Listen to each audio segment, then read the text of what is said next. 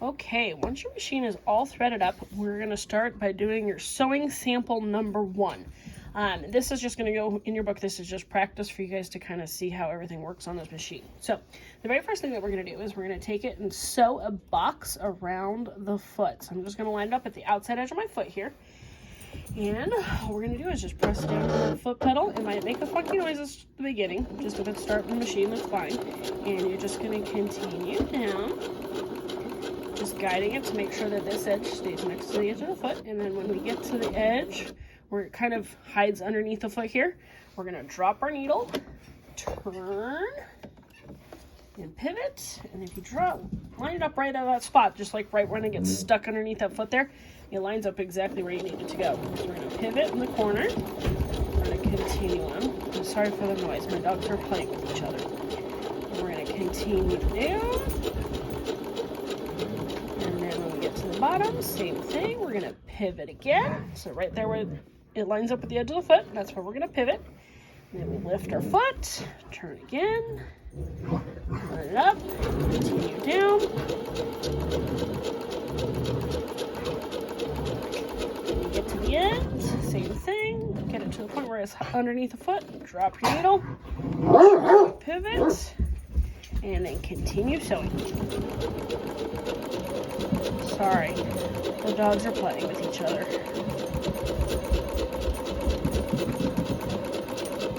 And then just run off the edge when you get to the beginning again. So you should have a little X right here in the corner, and that's just fine. There's a little thread cutter right here if you want to, and you get all these little strings to make it so you don't keep getting them caught. I like to just cut them as we go.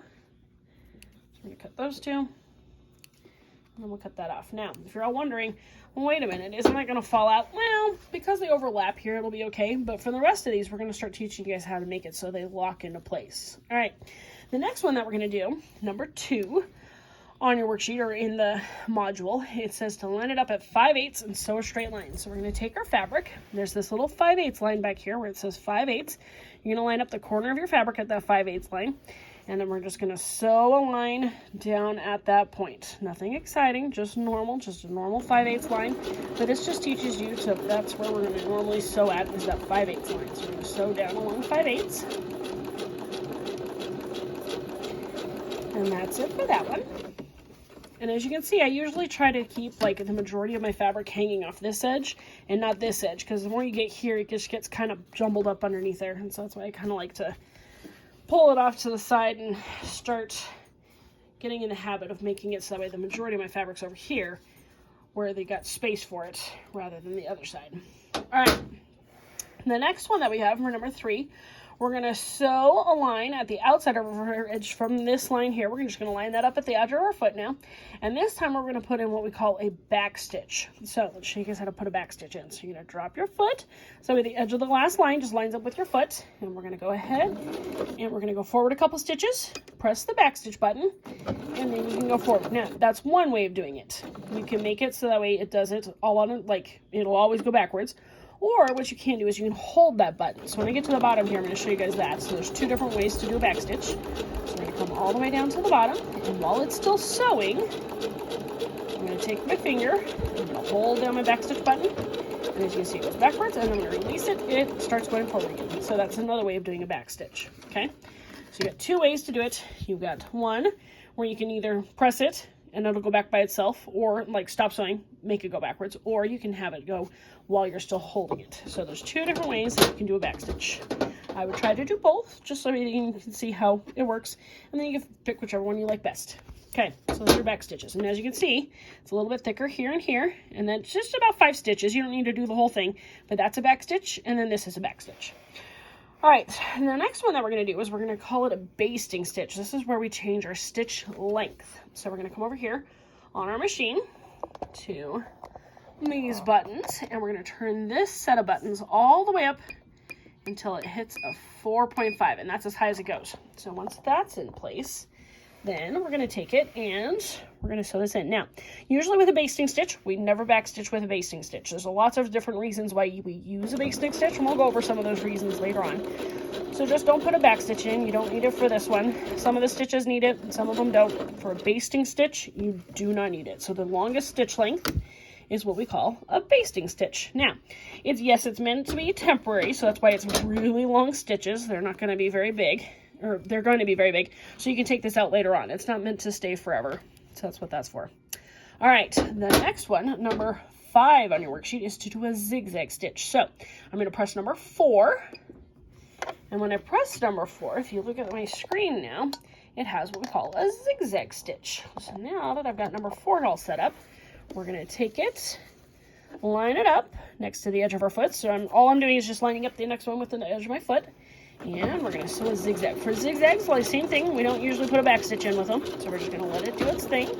And all you can see, it just goes back and forth and back and forth, making a zigzag stitch.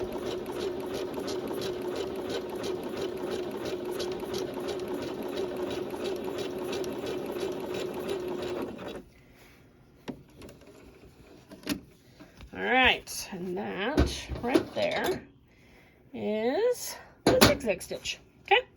All right, the next one that we're going to do on our machine is we're going to actually sew our names. We're going to go to number 6, which is to sew your name. So we got to do some things on our screen. So there's a whole bunch of little arrows right here. We're going to press the arrow all the way over until it gets to the alphabet button. So here's your alphabet. What you're going to do is then you can scroll up and you can start typing in whatever you wanted to say. So I'm going to put... You're going to put your first name and last name if it can fit. If it doesn't fit the whole thing, that's fine. So when I find a letter that I like, I'm going to hit the check mark and say, yep, I want that.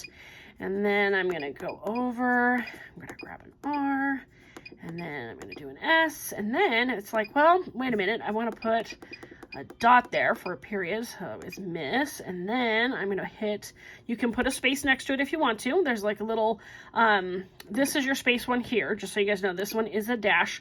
So you can either put a space or not a space. I'm not going to put a space for mine, but in between your first name and last name, I would put a space. And then I'm going to go an S. Yes, I'm going to do my new last name, S-E-I-G.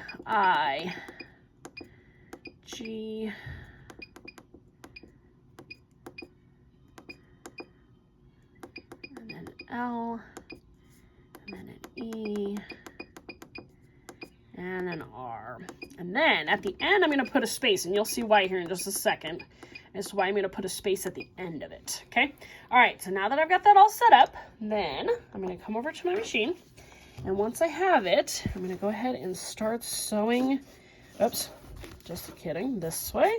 And I'm going to line it up. Oh, you guys, yes, you're seeing what I'm saying. Good, good. And we're going to line up the edge of our zigzags with just the edge of our foot. I'm going to come in a little bit because I don't want it to overlap with my last stitch, like my border stitch. So I'm just going to go ahead and start sewing here. And you just got to kind of let it do its thing. It'll automatically do it all on its own. It'll go forward and backward. Just let it be.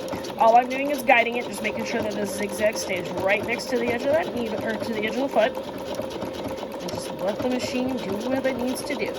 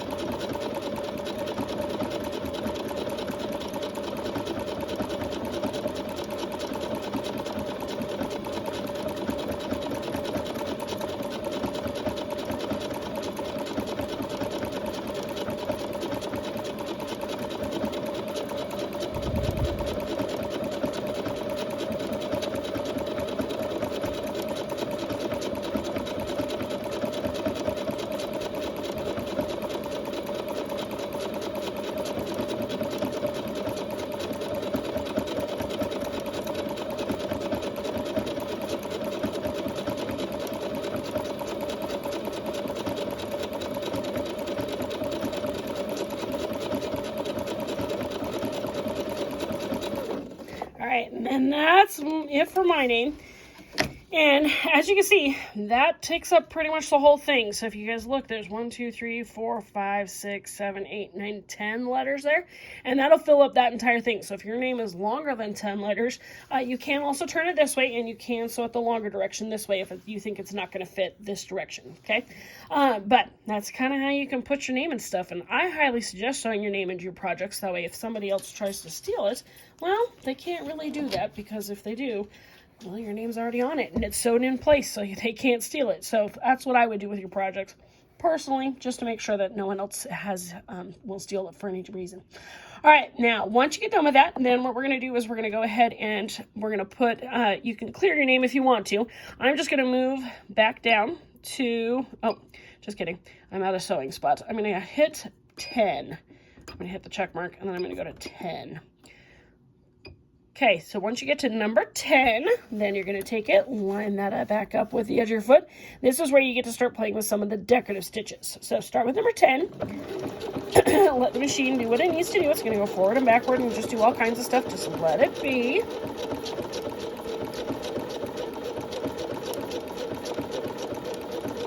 Now you have to at least do 2 of the decorative stitches that I want you to do. And then after that, then you guys can go and play with all kinds of different designs and all kinds of things. Let's start with at least the 2 that I'm going to show you. And then from there, then you guys can kind of go off and discover some of the other ones. There's some that are kind of fun, and there's some that don't work real well, so you're going to have to kind of play with them and see what you think.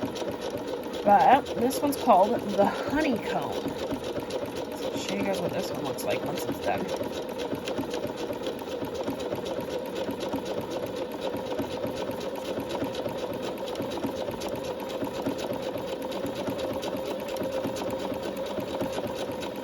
And once it gets to, once it runs off the edge of the fabric, then you want to stop so you don't get a knot or anything like that. But that is the honeycomb stitch. Okay.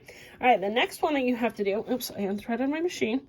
If ever your thread just comes out, just rethread it.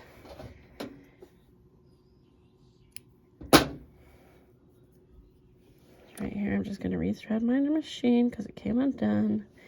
Slide it in there. There it goes. Okay. All right, and then the next stitch that you have to try is number 13. So press 1, 3, and it'll set it up. And this one is called a cross hem stitch. And this just gives you an idea of some of the things that your machine can do. So line up the edge, go ahead and start sewing a cross hem stitch, and just let it do its thing. It'll go forward and backward.